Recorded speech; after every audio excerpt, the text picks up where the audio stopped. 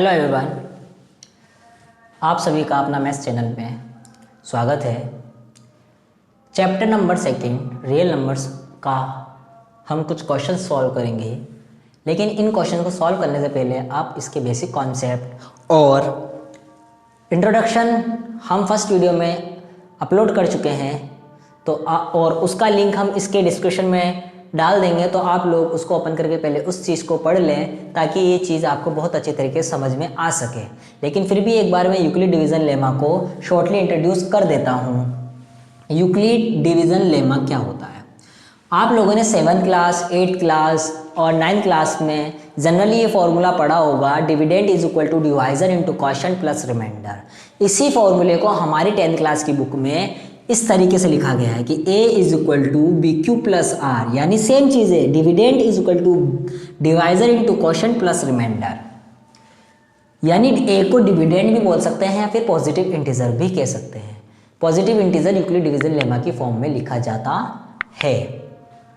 ठीक है, अब इधर b हमारा डिवाइजर होता है, r हमारा रिमाइंडर होता है। तो इस तरीके के क्वेश्चन को सॉल्व करने के लिए इन दो का ही मेन रोल होता है, डिवाइजर का और रिमाइंडर का।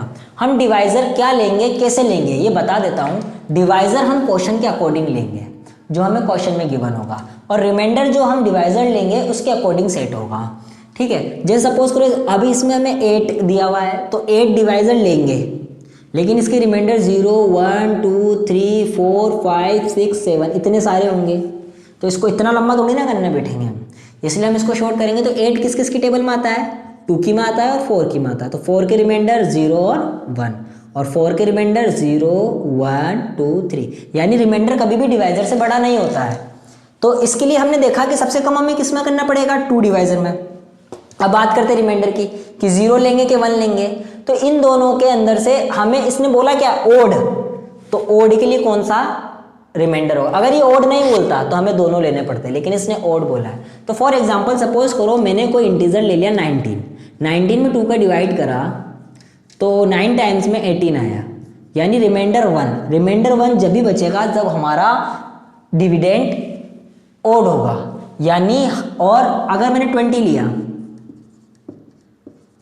तो हमारा रिमाइंडर 0 जब भी बचेगा जब हमारा डिविडेंड इवन होगा, यानी हमें ओड बोला है तो हमें रिमाइंडर क्या लेना पड़ेगा? 1।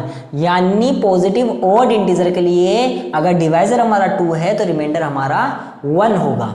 अब दूसरी चीज, अगर क्वेश्चन में स्क्वायर और क्यूब दिया हुआ हो तो तुम्हें यूक्लिड डिवीजन और स्क्वायर और क्यूब दिया हुआ हो और क्वेश्चन में क्यू लाना है, तो तुम्हें यूक्लिड डिवीजन लेमा में m मानना है। अगर क्वेश्चन में स्क्वायर क्यूब दे रखा है और क्वेश्चन में m दे रखा है तो तुम्हें यूक्लिड डिवीजन लेमा में q मानना है। क्लियर है? आइए अब हम इस क्वेश्चन को सॉल्व करते हैं।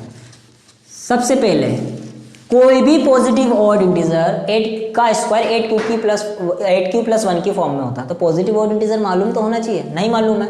आइए तो हम मान लेते हैं, let's positive odd integer is A. अब कोई भी पॉजिटिव ऑड इंटीजर है यूक्लिड डिवीजन लेमा की फॉर्म में लिखा जा सकता है। अप्लाई यूक्लिड डिवीजन लेमा, यानी a is equal to B Q plus R. तो b हम क्या ले रहे हैं? 2। देन रिमाइंडर हमारा क्या होगा? केवल 1। किस लिए? For odd integer. Clear? Then हम इसको रखते हैं a इज इक्वल टू, अब देखो q नहीं लेंगे हम यूक्लिड डिवीजन लेमा में, हम m लेंगे क्योंकि क्वेश्चन में स्क्वायर के साथ q दे रखा है, तो हम यूक्लिड डिवीजन लेमा में m मानेंगे, यानी a is equal to 2m plus 1। अभी कह रहा है square of any positive odd integer, ये पॉजिटिव ऑड इंटीजर है। अब इसका स्क्वायर करते हैं, स्क्वायरिंग ऑफ बोथ साइड्स करो स्क्वायरिंग, यानी a का square is equal to 2m plus 1 का स्क्वायर। अब इसको हम a प्लस बी की आइडेंटिटी से खोलेंगे, यानी x प्लस वाई का whole square is equal to X square plus 2xy plus y का स्क्वायर, यानी a square is equal to X square plus 2ab plus b square, यानी 2m 1 और ये 1, यानी a का square is equal to 4m square plus 4m plus 1। ठीक है, अब मैंने देखा कि इन दोनों के अंदर 4m कॉमन आ रहा है, तो मैंने 4m कॉमन ले लिया। जब मैंने 4m कॉमन लिया यानी 4m स्क्वायर में से 4m बाहर आ गया तो बचा m, 4m में से 4m कॉमन आ गया तो बचा 1 और ये प्लस 1 चल ही रहा है। अब सवाल उठ रहा हुआ कि हमारे पास पॉजिटिव ऑड इंटीजर भी आ गया, हमने स्क्वायर भी कर लिया, देन हमारा आंसर फिर भी नहीं आया 8q प्लस 1। तो आपको एक चीज नोटिस करनी है इस क्वेश्चन में कि जो ये m और m प्लस 1 है यानी m और उससे जस्ट आगे वाला नंबर, यानी अगर मैंने 2 लिया तो 2 के जस्ट आगे वाला नंबर 3, 4 लिया तो 4 के जस्ट आगे वाला नंबर 5, अगर 15 लिया तो 15 के जस्ट आगे वाला नंबर 16। तो m यानी 2 कॉन्जिक्यूटिव नंबर का मल्टीप्लाई, ये किस में है? मल्टीप्लाई में। 2 कॉन्जिक्यूटिव नंबर का मल्टीप्लाई हमेशा 2q की फॉर्म में होता है।